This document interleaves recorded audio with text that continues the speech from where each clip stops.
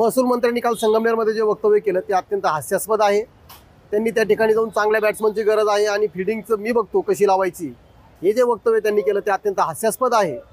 खरं म्हणजे आज शिर्डी विधानसभा मतदारसंघामध्ये त्यांना स्वतःची विकेट वाचवण्याची गरज आहे, कारण इथली फिल्डिंग त्याचबरोबर इथं कशा प्रकारचा बॅट्समन पाहिजे हे थोरात साहेबांनी या ठिकाणी तयारी करून ठेवलेली आहे। आता फक्त टूर्नामेंट सुरू होण्याची गरज आहे। निवडणुका जसे लागतील त्याचबरोबर या ठिकाणचं सगळं चित्र स्पष्ट होईल, कारण यांचे वेगवेगळे वक्तव्य जे आहेत ते सातत्याने त्यांच्या अंगाशी येत आहे, हे आपण संपूर्ण महाराष्ट्राने पाहिलेलं आहे।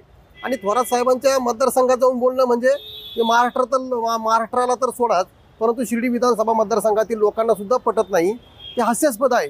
इथल्या बाजारपेठा आणि तिथली बाजारपेठ, तिथल्या साखर कारखाना इथला साखर कारखाना, इथली बेरोजगारी आणि तिथला रोजगाराची साधनं याच्यामध्ये प्रचंड तफावत आहे। इथं उद्ध्वस्त झालेली शेती आहे, तिथं समृद्ध शेती आहे।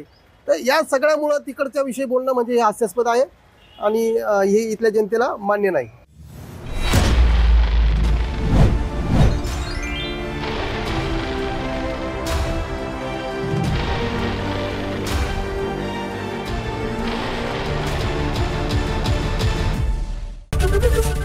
एबीपी माझा, उघडा डोळे बघा नीट।